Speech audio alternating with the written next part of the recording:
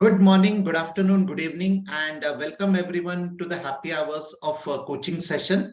And this is your host, Ashutosh, once again on a Friday evening, coming back to you with another interesting topic on SAFe Agile Lean Principles.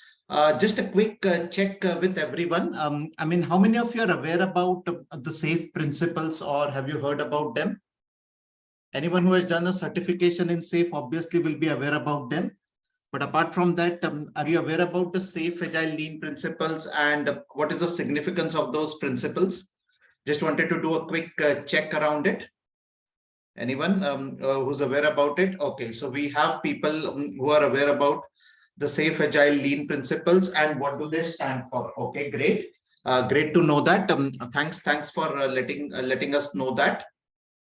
Okay, and those of you who are not aware, that is absolutely fine. That is absolutely fine. That is what is my intention today, to cover the SAFe Lean Agile principles. What is the significance of those SAFe Lean Agile principles? And how do they help us, right? How do they help us to contextualize this journey? So about myself, Ashutosh Bhatodekar here, working as an enterprise agile coach, a trainer, and a consultant. And I'm myself, just a quick disclaimer, I'm an SPC SAFe program consultant. So obviously there might be some biases which could be coming in when I talk about this topic, because it's something which is very closer to my heart. Believe me, even if you have studied those 10 SAFe Agile Lean principles, there will be something new. I always try to create something new for my participants. I always try to create something new and exciting as a part of the delivery. So I'm pretty sure that there will be something new which will be coming up your way, and you will go home with something very, very new perspective around the SAFe Agile principles which are there. All right. So on that note, let me start with the session. And let me start with the first slide. Of course, the first slide is my introduction, which I've already given. And those of you who are keen to connect with me, feel free to connect with me on LinkedIn. That's the QR code which is given there. I've also given a link of my YouTube channel. And this has got almost, this will be 131st video. Thanks for the excellent support what all of you have given to take this channel to the place where it is today. So thanks once again, everyone. And do continue to subscribe, like, and share to my videos. I'll be more than happy if you can also know your friends know about these videos which are there. On that note, let us start with today's session. And before I go into SAFe Lean Agile principles, let me ask you a very simple question. Okay, now this because this is one of the areas which is very confusing to all of us. And you take any framework, it will have values, it will have principles. So what is a fundamental difference between a value and a principle? Can anyone tell me? What is value and what is principle? And then there's a riddle which you will have to solve, which I have written there. But let us first understand what is a fundamental difference between a value and a principle. Anyone wants to talk, you can now unmute yourself and speak. I've now given you the privilege to unmute and speak. And those of you who are on LinkedIn Live, you can also type in your question responses. So what is value and what is principle? We talk about Agile Manifesto, right? 4 values and 12 principles. Are they same? Are they different? What do you mean by values and principles? Anyone would like to unmute themselves and talk? This is an opportunity. Yes, sir. Mohna here. Yeah, Mona. So, yeah, I would like to go with that. We stick to it based on certain process, certain framework, which applies in certain area domain, where Okay. we follow. It's a kind of a process methodology, I could say. And when it comes to value, it's certainly the value that gets added, and we over and above think it again and apply it wherever it is applicable. Okay. Yeah. Yeah, so I was more looking from a general answer. Let's say you want to teach your kid or nephew or a niece that you have to be you have to imbibe some values in your life. You have to imbibe some principles in your life. How will you teach your young nephew or a kid? Maybe a 10-year-old or a 12-year-old kid, it is there. Best by leading an Yes. example. Okay. Leading an example. Okay. An example. Because see, this is nothing to do with agile. Okay, this particular slide has nothing to do with agile. Exactly. SAFe, Scrum. Yeah. Hello, This is something. Ashutosh. Yeah. Yeah. Yeah, can you hear me? Yeah, go ahead. So what I'm saying can be defined as value can be defined as what defines you, what the core of what you believe in or you want to live by. Why principles are the guidelines that you are going to be putting in place to achieve or not to compromise on those values that you believe in. Perfect. Yes, that is a more closer answer, I would say. Values is something which I aspire to be or I imbibe in it, right? Principle is the road which will help me reach there. And many times we find there's a major disconnect in organizations between values and principles. Like the example what you see on the screen. This is a very famous organization which had these values that we have an obligation to communicate. We respect individuals. We treat each others with integrity. We work with integrity with our customers and prospects openly, honestly, and sincerely. Excellence. We are satisfied with nothing less than the best we do it. This was at one point in time America's most innovative company. This company won an award for 6 years as the most innovative company for 6 years. Any guesses which company I'm talking about? You can type in the responses. Which organization is this? Which talks about communication, respect, integrity, excellence. These were the values which this organization had. Any guesses? And yeah, it could be, I mean, just give a wild guess. What according to you is this organization all about, which I'm talking about? IBM. Okay, interesting. How about others? You can type in the responses, others. Requesting you to type in the responses. One answer I've got is IBM, Facebook. Yeah, I think the typical FANG companies, right? Motorola. Okay, interesting. Apple, Toyota. Okay, Google. Wow, a lot of names coming up. It could be Indian also, right? It could be an Indian company also, right? Infosys, Wipro. You might want to put that, right? Why not those companies? Yeah, so basically this was America's most so obviously since it's in since it's American, it cannot be Indian. Perfect logic. That is what I get it. Ford, HCL. Okay, interesting. Yeah, I mean we can name it, we can go on, we can actually debate the entire night, yet we still may not be able to find it, right? Which organization I'm talking about, right? Or which is the organization which is being discussed here, right? Because this actually clearly signifies what are values and what are principles. I mean, that overarching argument we have, right?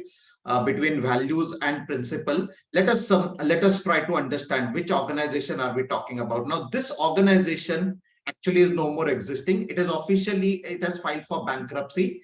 And the organization is nothing but Enron. You know what happened with a company like Enron, right? The CEO of this company was accused of fraud.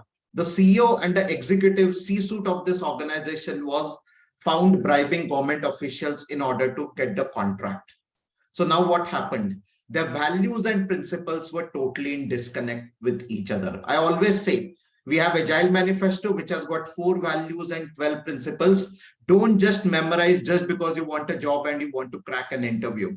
As a coach, as a Scrum Master, you should be able to demonstrate that the 12 principles of Agile Manifesto, what we are applying, they are in sync with the values of the Agile Manifesto. Because if there is a disconnect between what is happening on the ground, which is what the principles are, vis-a-vis what values you stand for, you end up into a situation like what happened with Enron, right? So that's the kind of a teaser or an icebreaker with which I wanted to start a general, I would say, information around values and principles around it. Now let us focus on the SAFe values, right? Also SAFe has got 4 core values. I'm not going into the 4 core values of SAFe. You can see a detailed video of this on my YouTube channel where I've talked about what does it mean to be aligned, what is built-in quality, what is transparency, what is program execution. Those are the 4 core values of SAFe. They are available at the bottom plate of the SAFe big picture. So if you look at the SAFe big picture on scaledagileFramework.com, at the bottom panel on the gray color tool palette, what is there? You will see there is a circle or an icon which is called SAFe core values. So click on it and it will explain these 4 values. I've also shot a video on this. Feel free to watch this video on this core values and we can discuss it further. Okay, so let us understand the 10 principles of Lean Agile, which are a part of the SAFe. And at a very, very high level, these are the 10 principles which are there. And my job in next 40-45 minutes, though it's a very, very challenging job, is to make it a little simplified for you. Take an economic view, apply systems thinking, assume variability, preserve options, build incrementally with fast integrated learning cycles. Number 5, base milestones on objective evaluation of working system. Number 6, visualize and limit WIP. Manage, reduce batch sizes and manage queue length. Number 7, apply cadence, synchronize with cross-domain planning. Number 8, one of my favorites, unlock the intrinsic motivation of knowledge workers. Number 9, decentralized decision making.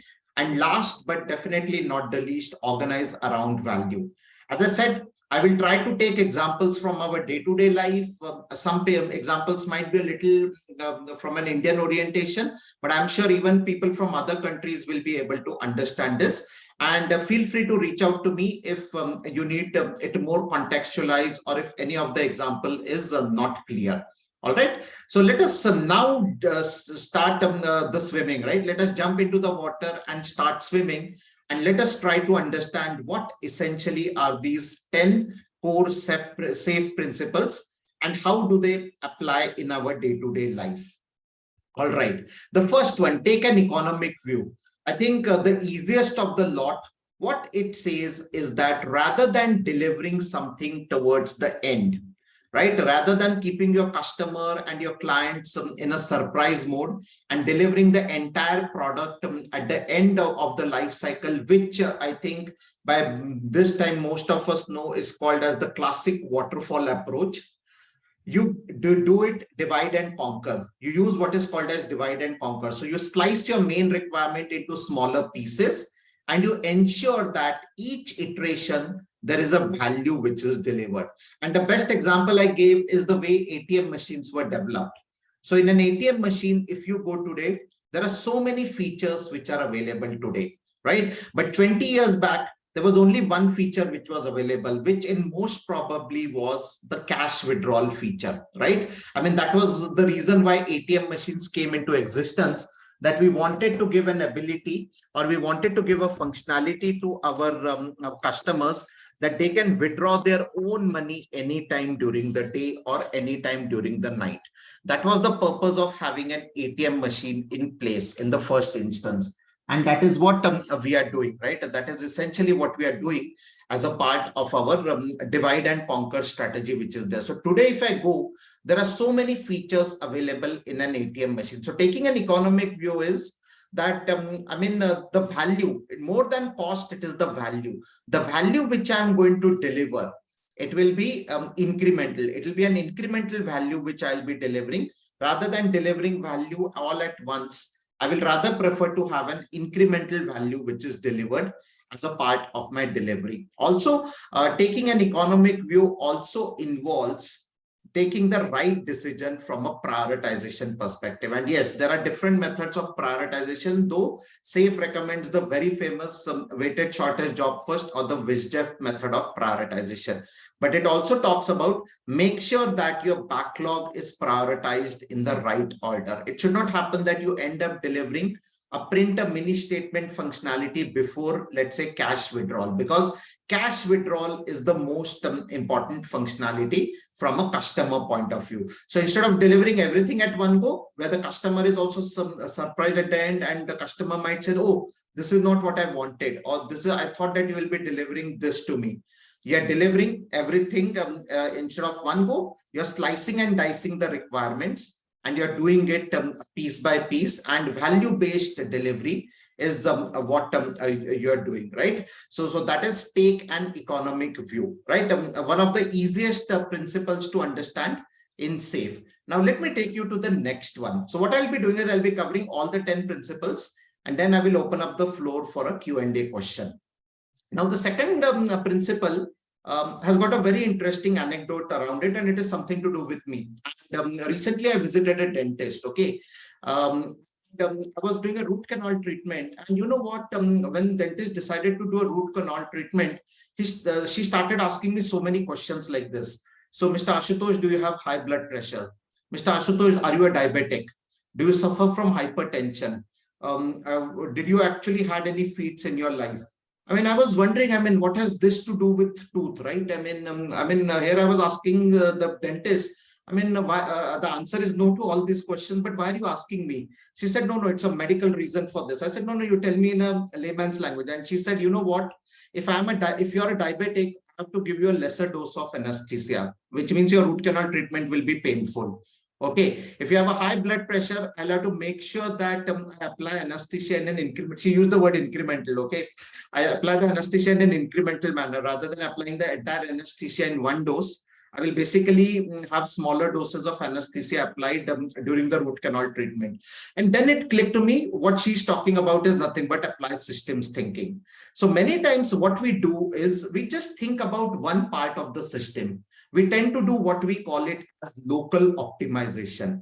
Without figuring it out, what this local optimization, will it really have an impact on the big picture, or will it really impact the entire application at a go? So apply systems thinking is think about the entire end-to-end system. Don't just think about solutions which are applicable for only one piece or one part of the system, right? You have to do an applied systems thinking, means you have to make sure that the entire body is taken care of, the entire ecosystem or the entire product landscape. You have to see even a small delta change, or if you're trying to introduce a new functionality in your product, make sure you apply systems thinking and figure out what impact will it have on the entire product. Right? So think about the entire system, think about the big picture rather than focusing yourself only on the local optimization. That is nothing but SAFe principle number 2 for you.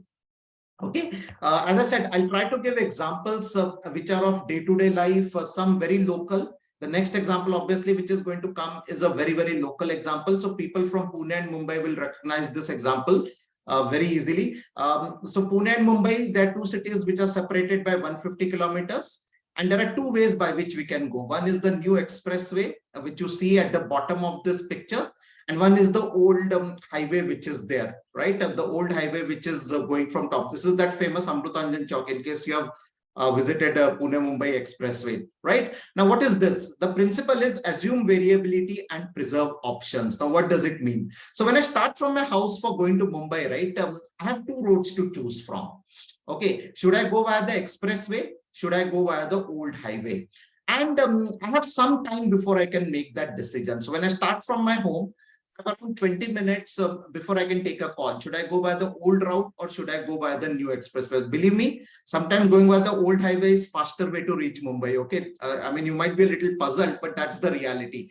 Many times what happens on this new expressway is that if there's an accident, it takes hours to get it cleared off. And then in that case, the old highway becomes a very easier option, right? So normally what I do is I switch on the GPS. I ask if someone is traveling before me, by calling him or her and asking that, okay, I hope the expressway is clean. Otherwise, I can go by the new old highway itself. Now, this is what is called as assume variability and preserve options, which means don't restrict yourself to one single solution. There can be multiple ways of reaching a point. There can be multiple designs by which you can create your product. Keep those options ready with you. Preserve those options with you. You never know, you might have to switch over to the other option, right? So that is what I wanted to signify for SAFe principle number 3. And one of the important metric here, or one of the important decision point, is the last responsible moment. I already covered what is last responsible moment. For me to pick up any of these roads, the last responsible moment from my house is 15 minutes or 15 to 20 minutes on an early morning. If it is during the day, it is 45 minutes because of traffic and all. But that is the time which I get where I have to choose. Once I hit the last responsible moment, I have to take a call. Which route should I take, right? Should I take the old highway or should I take the new expressway which is there? So even in our product development, we do have these choices to be made, right? Should I use design approach A? Should I use design approach B? And when a most important thing is to identify your last responsible moment. Many of us actually fail to identify our last responsible moment, what is there. And that's what creates a problem for us. We hit on the new expressway only to realize that, oh, I should have seen the map. It was showing an oil tanker which has actually crashed ahead of me. That is what has happened, and now I cannot go back to the old way, right? So that is SAFe principle number 3: assume variability and preserve options which are there. All right, let us move ahead. Let us further move ahead, and let us further try to understand this as we go along, right? Build incrementally with fast integrated learning cycle. So that is, I know the screen is not coming, but what is this? Build incrementally with, I'll try to see why the screen is not coming. Meanwhile, just hold on to this. So the next principle is build incrementally with fast integrated learning cycles. Any idea what this could be? What this could be? Fast incremental learning cycles which are there. Any thoughts on that? What could be the build incrementally with fast incremental learning cycles which are there? I'm sure everyone knows about this, and meanwhile I'll try to figure out why the screen is not coming up here.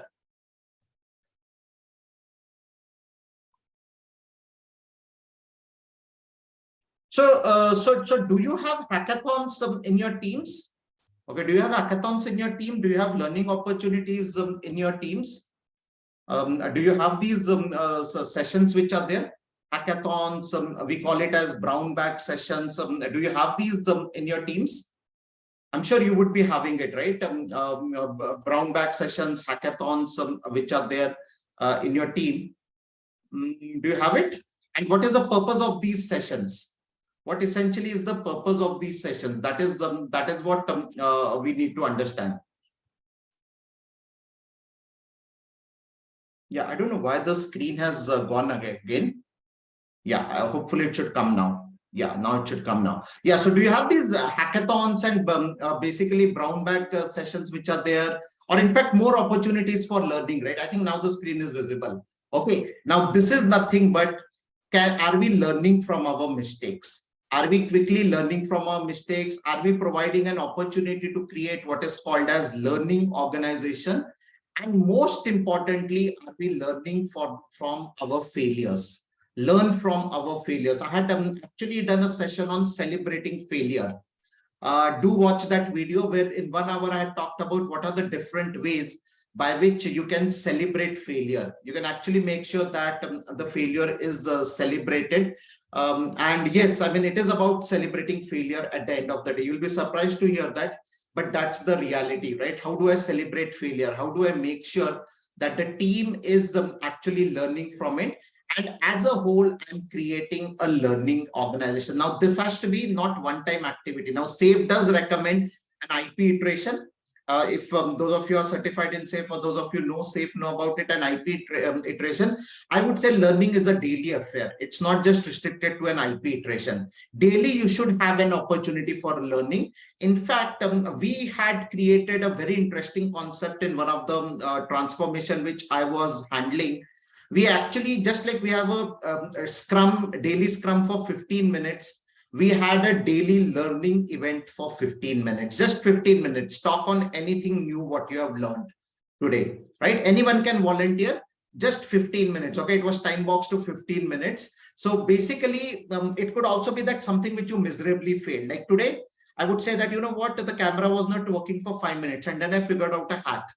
I figured out a hack and the camera started working suddenly. Or first of all, I don't even know why the camera failed, because out of all the presentations which I have done, it used to work absolutely fine. I mean, if you look at the recordings of happy hours of coaching, it works absolutely fine. Today, something wrong happened. Now, but this probably could be the reason why the camera is not working. So what I'm trying to tell is, in your teams, try to come out with these learning opportunities, integrated and fast learning cycles. You don't have to wait for IP iteration. You can have a mini hackathon. You can have something called as an ideathon. You can have a brown bag session. Typically, we have these brown bag sessions after lunch on a Friday, so that it's a little relaxed environment of what we have. So this is what is principle number 4, which is build incrementally with fast integrated learning cycle. Okay, the next principle, anyone loves to cook? Anyone loves to cook? Anyone who's a chef? Anyone who aspires to be a chef or a master chef, or anyone who watches Master Chef? The next principle is for you, friends. Okay, base milestones on objective evaluation of working system. Okay, the recent MasterChef India season, I think these are the judges, you know this already. It started around a week back, right? Garima Arora, of course, is the new Michelin star chef who has been introduced as a judge, right? Along with the two celebrity chefs, Ranveer and obviously Vikas, right? So those are the two chefs which are there. Now, the reason why I put this is that you just can't expect to produce crappy code. SAFe says that, right? Don't sell crappy code. You have to have your product which actually your master chefs are waiting for. Your master chefs are nothing but your product owners. Believe me, they are more demanding than these judges. If you have watched MasterChef in any country where you are, you know how demanding these people are, right? They will actually throw your dish away if they don't like it, right?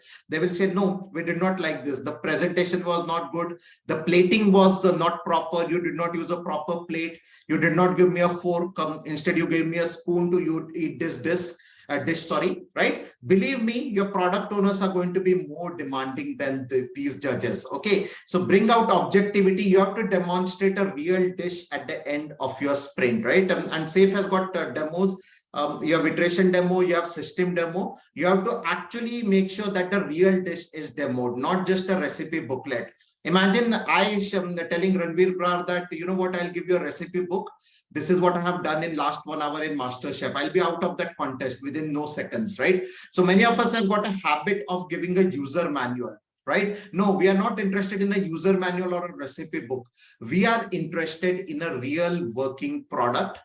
And is it really an increment? So base milestones on objective evaluation of working system is about a real working product which you are demonstrating, right? That is what we need to demonstrate. And we need to ensure that our product owners and product managers are liking this product. Believe me, just like these judges, they will appreciate you. If you have really done a good job, they are the first ones who will appreciate you. But if you have done a very, very crappy job, they are the first ones who will throw you out of the contest, right? So that is SAFe principle number 5 for you. 5 done, 5 more to go. I hope the examples have resonated well with all of you and you're liking the examples. As I said, I did not want to keep it more bookish by covering something which is already in the literature. I wanted to correlate it with the real-time pictures, scenarios, or events what we see around us. Okay, yeah. So feel free to share your feedback in the chat. Even if you don't like, I'll be okay. I mean, that's okay. It's an attempt which I'm making here. Okay, fine. Let us go to principle number 6, right? Another interesting one which is coming up. Okay, how many of you remember this picture? Do you remember this picture? Anyone remembers this picture? It is an old picture before pandemic. If you remember, what is this picture all about? This is that major traffic snarl in Beijing, China, where 50-lane expressway got reduced to 20 lanes because of some issue at the toll plaza. So it's a 50-lane expressway, one of the biggest expressways in on the outskirts of Beijing. And it was a holiday season where those 50 lanes actually got constricted only to 20 lanes because of some malfunctioning of the toll at the remaining 30 places. Now, what is this? This is all about visualizing and limiting the work in progress, reducing batch sizes and managing queue length, right? This is principle number 6 for you. So as a SAFe consultant, as a leader, as a coach, you have to help team understand, first of all, what is a workflow like, right? Don't take too many things into your plate if you don't have a capacity to complete. It's like me going to a marriage and picking up everything from every counter, right? I'll also pick up from starters. I will also, and I'm talking about the Great Indian Wedding, about which I talked in the last session, in case you missed it. What is a Great Indian Wedding in a SAFe context, sorry. But anyways, coming back to it, yeah, if I go to a Great Indian Wedding and I pick up everything, I pick up each and everything. I pick up, let's say, salad. I pick up roti, Indian bread. I pick up rice. I pick up vegetable, dal, lentils, soup, everything I pick up. And I try to stuff it in my plate and I try to consume it. Obviously, you know what's going to happen to me, right? I'm going to basically be hospitalized in no moment, right? So visualize and limit the WIP. Visualize and limit the work in progress, reduce the batch sizes. Okay, and what I need to do is I need to make sure that at the end of the day, I manage the queue lengths very, very effectively. That is what I need to do as a part of this visualizing the workflow. And make sure that you set up your WIP limits. You have to ensure that the WIP limits are set up properly, and don't try to do something which is actually a big one, right? I mean, don't try to take everything in your plate at one go. Rather try to work towards ensuring that your proper WIP limits are in place, and you are able to manage this WIP limits which are there, right? There's a very famous game which I normally conduct when I conduct a workshop. It is the coin flipping game. What is there? So in a coin flipping game, what usually happens is we give them first 10 coins, or the entire 10 coins have to be flipped over and shared to your partner. And this exercise continues as we move along, right? So that is what we have it as a part of this exercise, which is visualize and limit WIP, reduce batch sizes, and manage queue lengths which are there. So that's the principle number 6 for you. Okay, and the whole idea here is to target the flow efficiency. So what we are interested here in targeting is that how good or bad is my flow efficiency which is there. Okay, moving ahead to principle number 7. Okay, again, master chefs are back again. Apply cadence, synchronize with cross-domain planning. Now, what is this? What exactly is this is? Let us try to understand, and let me see meanwhile if I can improve the audio content as we move along. Just give me a minute. I'm just trying to switch over to a different audio content.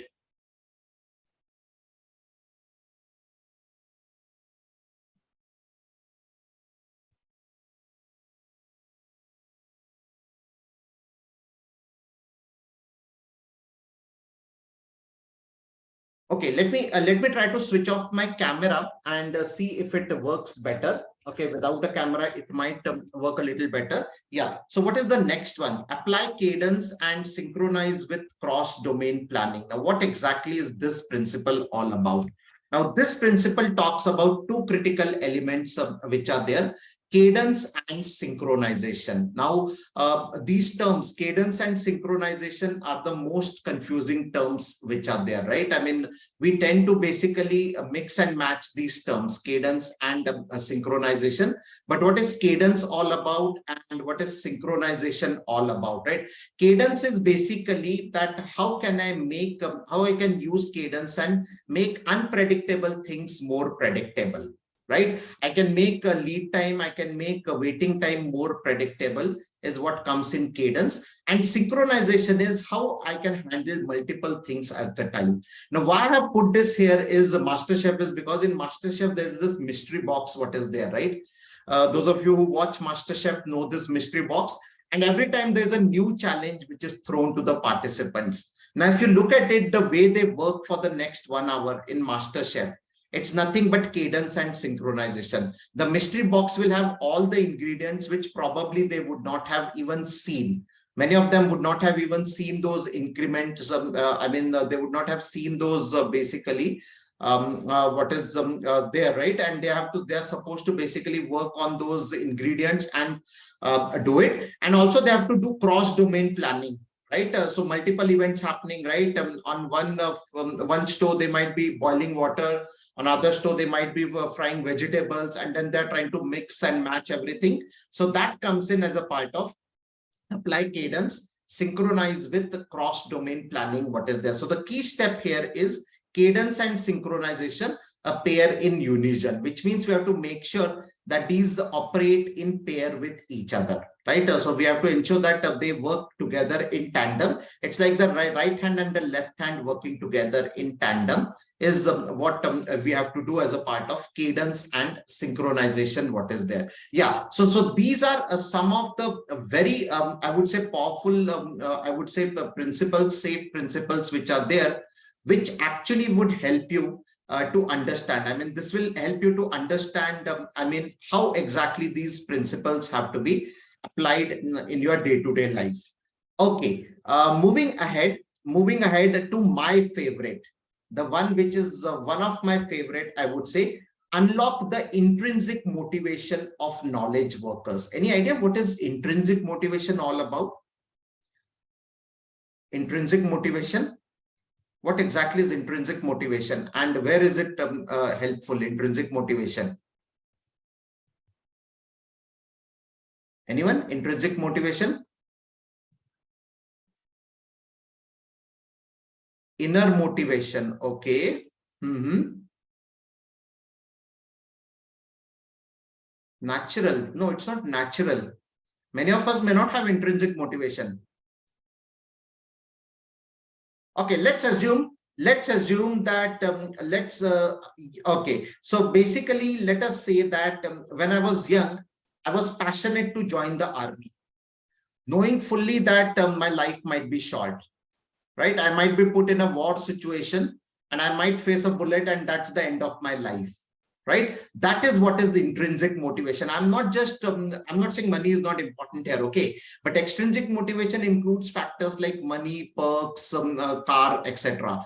Intrinsic motivation is I'm self-motivated. So as leaders, as coaches, we need to unlock the intrinsic motivation of knowledge workers. Remember, the people with whom we work, they are called as knowledge workers, and we need to unlock that intrinsic motivation. We saw a very good example of that during the COVID-19 crisis, where the entire health staff members, the doctors, the nurses, they actually displayed a strong intrinsic motivation that yes, our life might be in danger, but we are the warriors. We are the frontline people who are going to protect the other people from getting COVID-19. And if at all they get COVID-19, we are the ones who are going to cure them, right? So be a warrior, not a worrier. Okay, that is what is unlocking the intrinsic motivation of knowledge workers. One very good book I would recommend you to read is Drive by Daniel H. Pink, where he talks about intrinsic motivation factors, the surprising truth about what motivates us. Another interesting theory is the Maslow's hierarchy of need. What is on the top of that theory? Self-actualization, nirvana, as they say, right? And again, it is not becoming a monk or a sage. It is about doing what you love doing. Okay, I put it in a different context. Okay, I put intrinsic motivation when I teach in a different context. Remember, there is a very famous restaurant chain. Thank God it's Friday. Everyone has heard about it. Thank God it's Friday. And obviously, when I started my career, I used to be very unhappy to go to office on a Monday. I used to say, oh God, it's Monday back again. Okay, oh God, it's Monday back again, right? Now, what I always say is that just reverse the days in these two quotes. Okay, just reverse the quotes and let me show you how. Okay, so what I was saying was what I was saying here, and I'm putting up a whiteboard here for the benefit of all. Let me know if you can see the whiteboard. Can you all see the whiteboard? I'm just putting up a whiteboard here. 1 minute. And just to ensure that we see what is what exactly it is. So I said, thank God it's Friday. Okay. And then what I said, oh God, it's Monday. Now, what I said is that if you're intrinsically motivated, if you are a person who's intrinsically motivated, all you have to do is you have to change the position of these 2 days. That will truly reflect. So someone asked me in an interview that what is a benchmark or how do you measure where your team has got an intrinsic motivation? And I gave them this example. You just reverse these 2 days. So you should say, thank God it's Monday. Oh God, it's Friday. The day your team says this, the day your team member says this, that means they're motivated to come to office on a Monday morning. This is a proof of your intrinsic motivation. Thank God it's Monday. Oh God, it is Friday. That is what is intrinsic motivation. That is how I teach intrinsic motivation, or how to bring about intrinsic motivation. Yeah, and a very famous quote of Bruce Lee, the successful warrior is the average man with a laser-like focus. Yeah, you don't need, I mean, you don't need basically the top class. I mean, the competence is something which can be built in. But if you have intrinsic motivation as a key element or a competency in your team members, even if the person is not technologically sound or technically weak, we can still work with that person. So at the end of the day, it's not about extrinsic, but intrinsic motivation, which works in the longer run. So that is unlocking the intrinsic motivation of knowledge workers, what we have. 2 more principles. Decentralized decision making. Now, I don't know if you know this person. He's David Marquardt, the very famous US Navy SEALs commander. He talks about decentralizing decision making on a nuclear submarine. So what prevents us from decentralizing decision making at our workplace? Many times I've seen leaders giving excuse, no, the team won't be able to do it, right? How do you expect the team to take a decision? They are very weak in decision making. No, I mean, David Marquardt, I would strongly recommend you to watch this video where he talks about decentralizing decision making on the nuclear submarine. Yeah, he's the author of Turning the Ship Around. So do watch his video. It's a very inspirational video, a 10-minute video. How exactly decision making was decentralized in his area. There was only one decision he kept to himself, which was pressing the nuclear button. So when he gets an order from the president of United States of America, that's when he is authorized to take that decision. Otherwise, even he cannot take that decision around it, right? So do watch that video, which is there. Okay, so at the end of the day, you should always delegate. Let the person who has the information should be in a position to take that decision. Okay, so don't unnecessarily pile up everything at your end, right? There are better things you can do rather than just taking each and every decision. If your team is capable, let them take that decision. If the team has got information, let them have the authority to take the decision rather than you taking the decision towards it. So every decision need not bubble up to the CEO's level. We can actually create a decentralized framework of decision making, which enables people who have the necessary information, people who can act fast on that problem, are authorized to take the decision around it.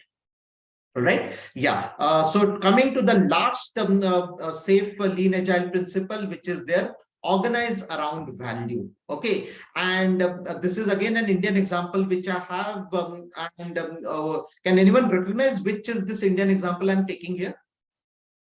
This from India, obviously. Organize around value. It's a very famous case study which is there. Again, a very India specific example. I'm sure each one of us has been touched by this product. Each Indian, at least the audience here who are from India, passport office. Yes, this is the passport seva kendra, the way it has transformed itself. 10 years back, believe me, I spent 2 days to get my passport, and that too after 2 days, I was not sure I will get it or not. There might be some objection raised. Last time I went to the passport seva kendra, within 45 minutes I was out. And before even I was out, I got an SMS that your passport has been sent for printing. That is what is organized around value. So try to optimize, try to deliver something to the customer which he or she values. This is what is organized around value. There are many examples in India, by the way. It's not just the passport seva, the way the train reservations have transformed, right, over the years. There's so many examples, and many of them are coming from e-governance, right? I mean, we tend to think that government does not work. But believe me, some of the best examples around e-governance have come from government sector, right? I mean, the value piece. Just see the way this has impacted us, right? The way it has transformed over the years. So this is around identifying the bottlenecks, identifying the waste in the product, and then working towards value, right? Working towards delivering value. So identifying the non-value added activity, reducing it or eliminating it, and then working towards ensuring that the valuable item, the value of that valuable item is enhanced at the end of the day. So that is SAFe principle number 10 for you. And one of the ways in which you deliver value is through the use of value stream. Now, if you look at the SAFe literature, there are 2 types of value streams. I'm not going into the details of them. Operational value stream and development value stream, but they in unison develop, they are the vehicles to deliver value at the end of the day to our customer or to our end user. The key message here is lead time. Can we minimize the lead time? Can we reduce the waiting time? Can we remove the bottlenecks? That is what SAFe principle number 10 talks about. So on this note, I conclude my my session. Of course, this doesn't conclude this session. There are more, there's a time which is allocated for Q&A. But at this note, I conclude my session and I'll open the floor in a moment for Q&A, obviously. But before that, those of you who are not connected with me, feel free to connect with me on LinkedIn. Do subscribe to my YouTube channel. There are now 131 videos, as I said in the beginning, which will help you in your career, which will help you in your growth. And just also wanted to announce that next week, for a change, I won't be speaking. There will be a different speaker who would be coming to deliver this talk on happy hours of coaching. I'll be just facilitating for a change. So do also attend that session. I'm not revealing the topic right now, but those of you who are connected with me, or you will soon come to know on LinkedIn what exactly is the topic we are going to cover, right? So on that note, I end my talk here. And I open the floor for any questions. So while we are taking up the questions, I'll be pausing the recording here. Okay, then I think we are good to close the session then. So once again, thanks everyone for joining this session, and really appreciate time for taking out time for me. Wishing you happy festival greetings to the length and breadth of India. A lot of festivals, right? Lori, as I said, Makar Sankranta. Then we have Pongal, right? So wishing you enjoy your festivals, have a lot of sweets, and yeah, continue the learning journey is what I would say. And thanks a lot. And we'll continue to have further more sessions. As I said, the next week we have another interesting speaker coming up with an interesting topic. So bye for now and have a great weekend ahead. Bye-bye.